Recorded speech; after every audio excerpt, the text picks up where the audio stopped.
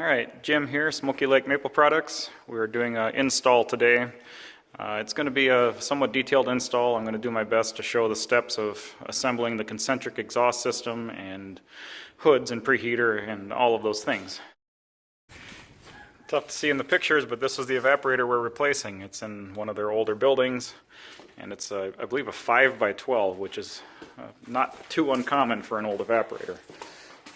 Ironically, this evaporator processes only 85 gallons an hour, which we are able to do with a 2x8 or even a 2x6. So things have changed, and I do want to take some credit for that. Smoky Lake has moved the industry forward in that regard in terms of fuel efficiency and productivity. Their new 3x12 evaporator is capable of about 225 gallons an hour, so significant upgrade with a huge fuel savings.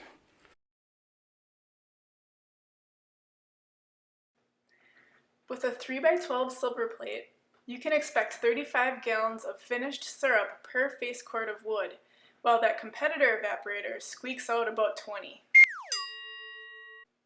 That means if you were to earn $50 for every gallon of syrup you produce, the 3x12 Silverplate would yield an additional $750 of product from every cord of wood. Definitely something to think about next time you're splitting wood.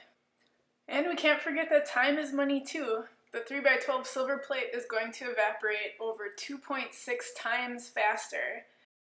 You could process a full tote of sap in just a little over an hour, where the competitor would take 3.2 hours.